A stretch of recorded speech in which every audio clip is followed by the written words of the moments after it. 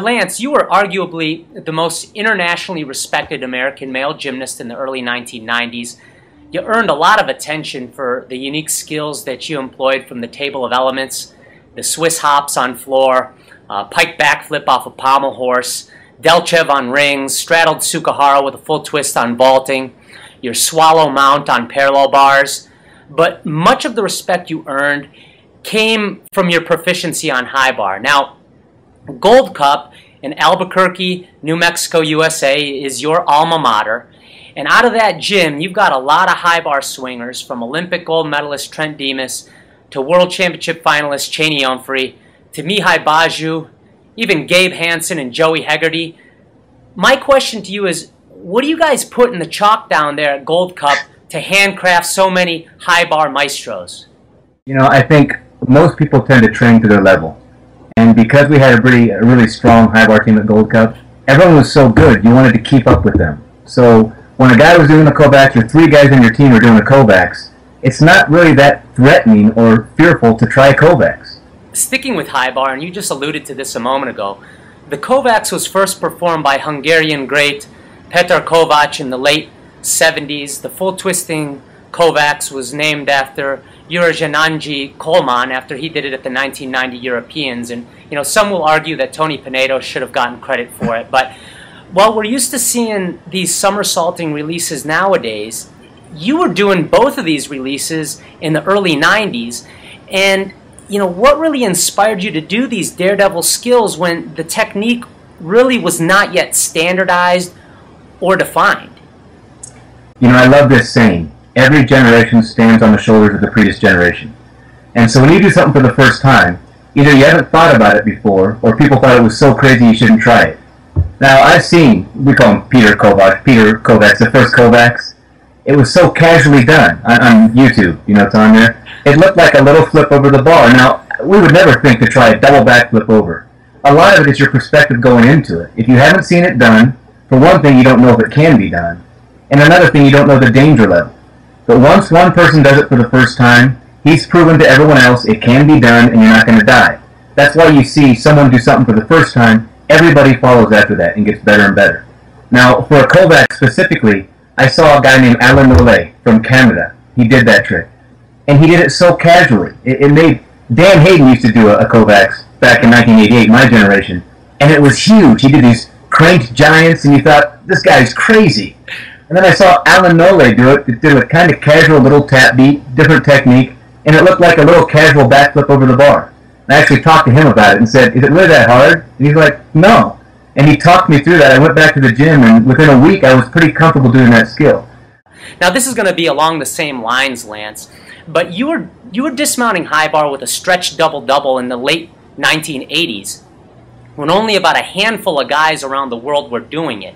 Alexi Tehonke and Mitsuaki Watanabe are the only guys that come to my mind when I think of people in the world that were performing that. Now, whose idea was it to dismount with that element? I was at a competition named Farmers Branch. It was in Dallas, Texas. I don't know if you're familiar with it. This had tons of great gymnasts. Now, I was a young little kid, and I've always been a pretty talented acrobat, flipper kind of guy. Right. But I'd done it in the pit for fun, just because we used to chunk things. How many twists you could do, how many flips you could do. It was a pit. We didn't really mind. One kid said, you can't do a double-double laid out. And I said, no, I do this in the pit all the time. This was after the competition when we were hanging out. It was a huge meet. There's a lot of gymnasts. We had a lot of hangout time. But anyway, I had no fear at the time, so I just jumped up on high bar and I did it. Let's look at other parts of the curriculum vitae, okay? Let's get back to the 1990 Goodwill Games, which many believe was your best international effort. You were third in the all-around behind Valery Belenki and Olympic legend Vitaly Scherbo. The U.S. team placed second behind the Soviet Union. You made pommel horse and P-bar finals, and you tied for the gold on high bar in a pretty deep field that included Valery Lukin, Hungarian madman Csaba Fajkus, Li Zhaoshuang, who would go on to win the 1996 Olympic all-around gold medal. Now, you've never been a conventional guy, and your approach to gymnastics really is no exception. And I remember a very interesting quote that you said about your approach to competitive routines, and that was, well, you could miss, but you haven't gone yet. So go out and hit and change what didn't even happen yet.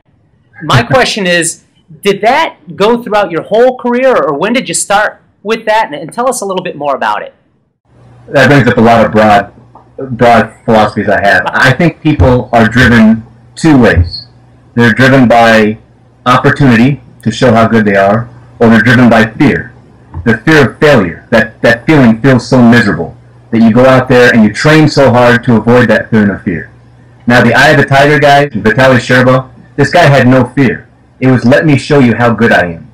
Well, I was a driven by fear kind of guy. I hated failing.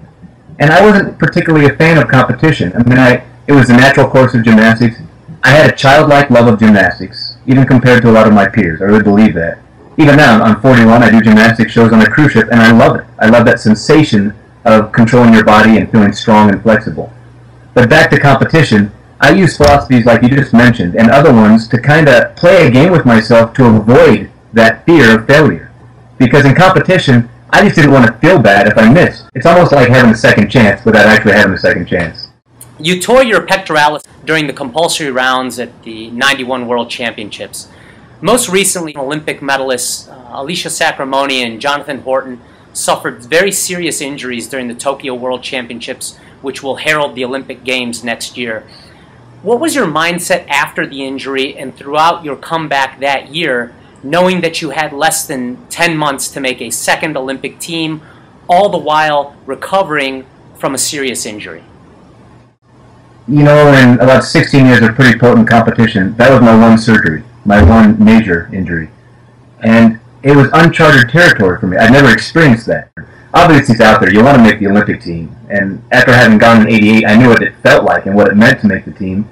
But because this was a new experience to me, I think it was very natural for me to focus on what I had to do next. You know, how does it feel this week compared to last?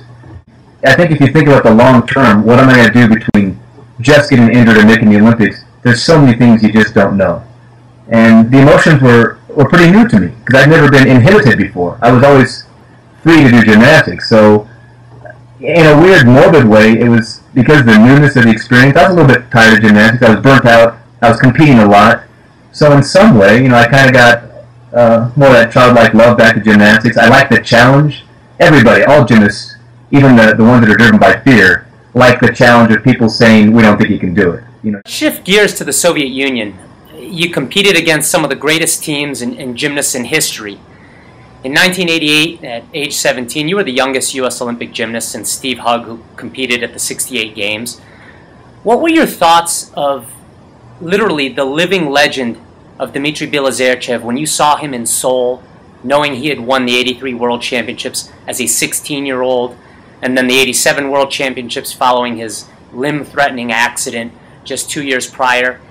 Seeing him either through podium training or through the village or wherever, what was it like seeing this living legend in the flesh?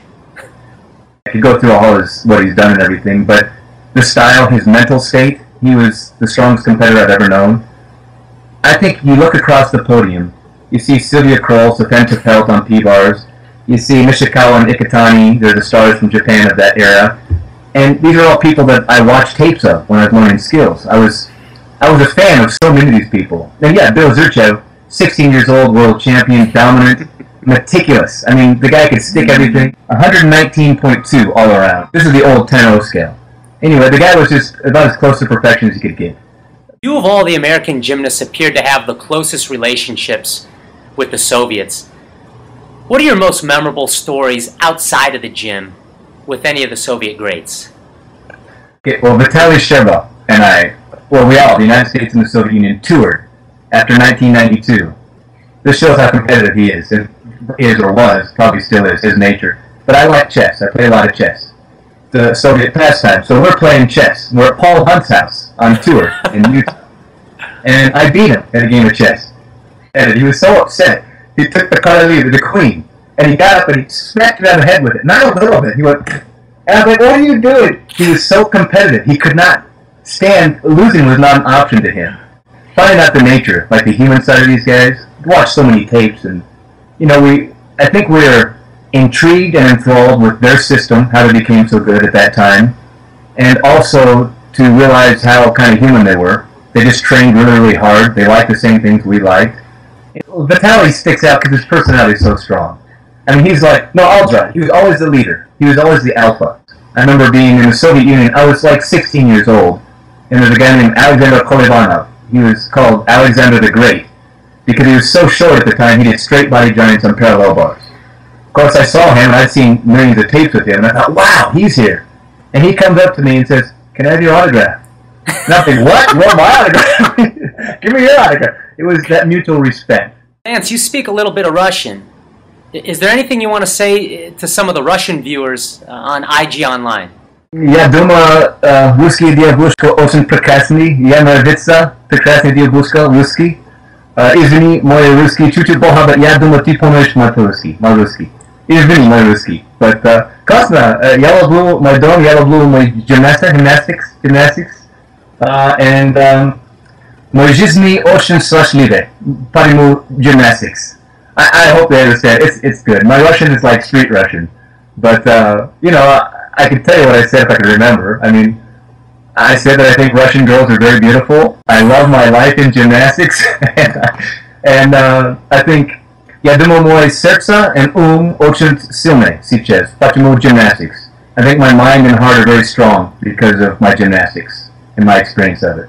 You know, any Russian that sees this is going to be laughing at my Russian, but I think they'll understand. So. In terms of music, one could describe Bilozerchev's performances as Beethoven's Symphony No. 6 in F minor, Valentin Mogilny's soundtrack could be Tchaikovsky's Symphony No. 6 in B minor, perhaps Lukin's performance could go along with Franz Joseph Haydn's Symphony No. 89 in F major. When I think of your performances, a little bit of a different sound comes to mind, and it sounds a little like this.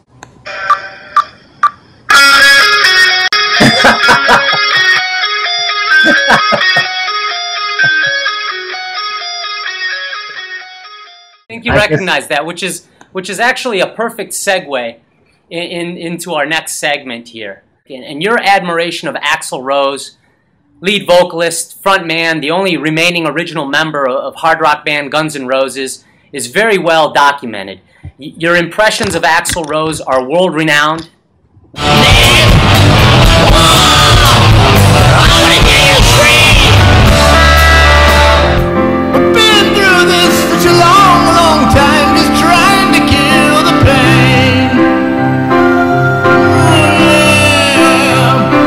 Now, during high school, Axl Rose studied piano. He was a second baritone, and he began developing these different voices during, I guess, chorus practices to confuse his teachers. When did you discover your Axl Rose voice? It's a really funny story. I heard Sweet Child of Mine, Guns N' Roses on the stereo or radio. I was watching MTV one night, and I saw them do a live rendition of Knockin' on Heaven's Door. And when I heard him initially on the radio, I thought, they do some altering in the studio, whatever. But when I heard his voice live, I thought, wow, he really sounds like that. I mean, that's amazing. It really struck me as like, it's an inhuman voice, kind of. So I was living in an apartment at the time. I went into the closet, because I didn't want to disturb my neighbors. I stuck my face in a pillow and started going, ah! Ah! It was ridiculous. But I wanted to see if I could produce that tone. And it's funny, like all muscles, once you develop it strong, that tone got stronger, and I could realize I could do more and more with it. Now, I'm like a tenor, and he's a pretty low baritone, so he's got a lot more meat and energy in his voice, and he really is phenomenal at what he does. Chinese Democracy is the name of, Guns N' Roses' most recent album. It was put out, ironically, in 2008. Now, you competed alongside Chinese greats like Li Jiaoshuang, Li Ning, Guo Linyao, Lo Yun, Li Chunyang, and Li Jing. What do you think of Team China's domination of the World Championships on the men's side? Now, they've won 10 consecutive World Team titles. I mean, what do you think of that? Being a little presumptuous, I believe they're the hardest training gymnasts in the world. And it's presumptuous because I don't know how everyone else is training. But, the cutoff points, the rules change every 4 years. The Chinese, for what they do, they seem to have very good endurance, and they play they played the new code of points incredibly well. Mentally, I never really thought that the Chinese were dominant in the world.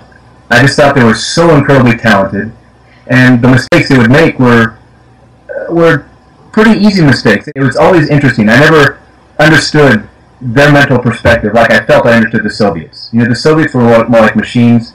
I feel like the Chinese are more emotional, but because of their training, they tend to just do incredibly well over time. I think they're beautiful athletes. As I mentioned earlier, you've never been a conventional guy.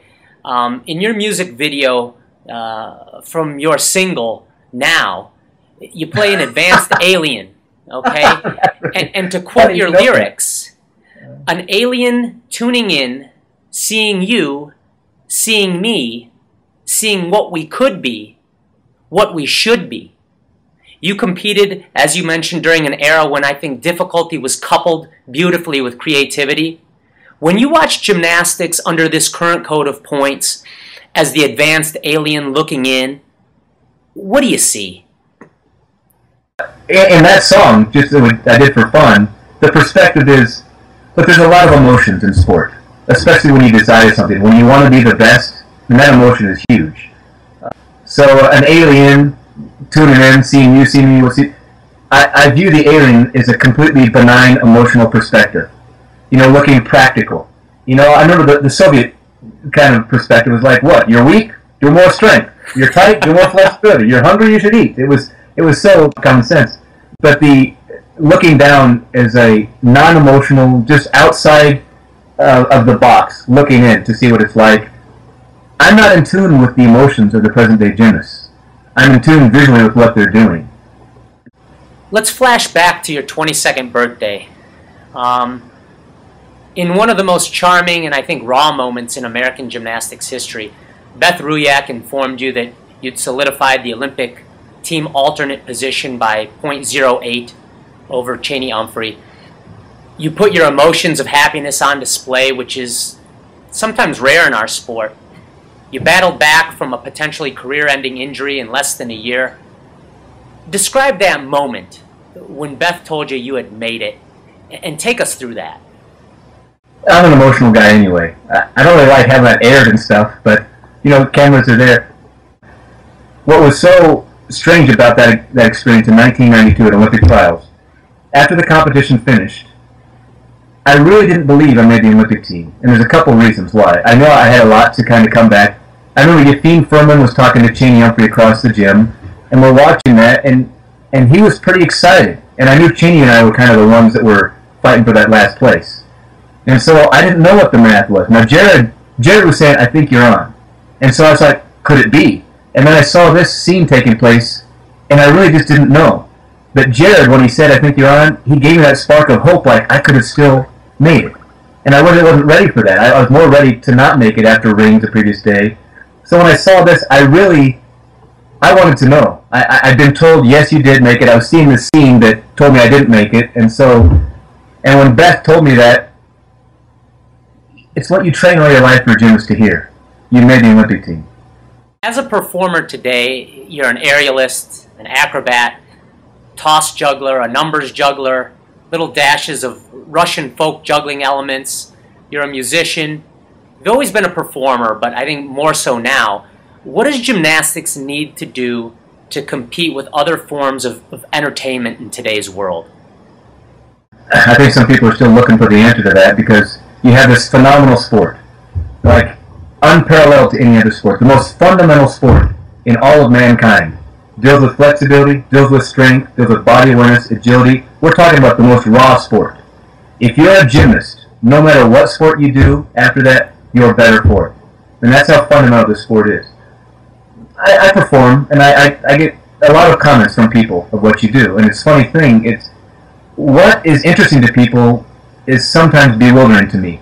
You can go do right off triple back, and they're kind of, wow, that's cool. And you can do a Delchev, a straddle thing on rings, and they're like, whoa! And so entertainment and ability are two separate things. And so I think when I started being a mainstream entertainer, you got to find out what really affects people. I do miss the 10-0 scale based on that. You can take a layman or a person that's never seen a gymnastics competition, and they'll be familiar with perfect 10-0. Now, Lance, you chose a very different route to prepare for the Olympics by not competing within the NCAA, but I know you have a great deal of respect for what the NCAA programs have done and what they've done to produce members of the U.S. national team. What are your thoughts about the dwindling number of programs for the men? Unfortunate, for one. You know, the college feed was the main feed to Olympic teams, our national team, everything. It's and plus the incentive to want to get a full scholarship to get your education. Because conventionally, I consider myself very fortunate to be able to do gymnastics for a very long time and make a good living. Conventionally, people get normal jobs, another interest they have that they can do for the rest of their life. I don't imagine I can do this the rest of my life. I'd love to. But generally, you get a more conventional job. And how do most people do that? Through college, through education. And not to say get an education, it's important. That's the reason it's important. It opens up doors. Education opens up doors. In the United States, in the world, generally. Gymnastics was an avenue to do that. So if you take away the college program, you're taking away a huge opportunity and goal for what most people said is a high goal in their regular life, what they want to accomplish. Kohei Uchimura, the greatest gymnast ever. What say you? Look, when I watch him, man, his mind is so good. He is so aware of everything. He's so meticulous. I mean, it's, you know, he's doing, I just watching some video of him the other day, incidentally. Your Chinko triple full, you know, this is what I believe about certain individuals. Most people do train to their environment. If you train with a group of good guys, you tend to be good. If you train with mediocre, you tend to be mediocre. It's the occasional prodigy, the occasional athlete that no matter where they train or who they train with, they push their limits. They find a way to be the innovators of the sport. I would venture to say Vitaly Scherbo, Bilozerchev, he had his own standard for what he did. Uchimura, you know, he does triple-double, he does a lot of stuff that he doesn't really have to be doing. And it's funny, you know, he's always pushing it. He can do your Chinko 2.5 and stick it or come really close almost every time. And he is so aware of what his body is doing. It's just, his mind seems to be so strong. He's just meticulous about everything. Very little goes by that he doesn't notice. So when he's having an off day, I would imagine that he could adjust very easily because he's just so aware. Where other people, they're aware of what they do, but maybe not of every aspect. He just seems completely aware of his body and aware of every tenth. You know, that old reference, he seems just very meticulous about what he does. That, to me, sets him apart. You could absolutely argue that he's the best that's ever been. The poster stating, "Built by gravity, guts, not steroids," is likely still hanging in hundreds of gyms around the country.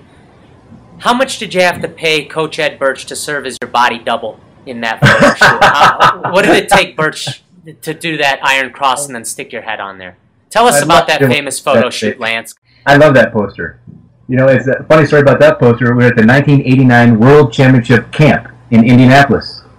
And we were training for World Championships, and they were going to do this poster, PSA, you know, public service announcement. And we didn't know much about it, but it was Tim Ryan, Patrick Kirksey, myself, and, oh, no disrespect to the other person, there's a fourth person in there. And we're all pretty ripped at the time. We're all in pretty good shape. And all we did is, you know, we're standing there, and we're doing different things, and they were going to choose. So for one, I'm ultimately flattered they chose me, and I just think it's a 4-color process picture. I love that picture. Lance, you're a Des Moines boy. You were born in Iowa, just like Olympic gold medalist Shawn Johnson. Did you get a butter statue made of you at the Iowa State Fair just like she did? No, I didn't. Ladies and gentlemen, the talented, the charming Lance Ringnald.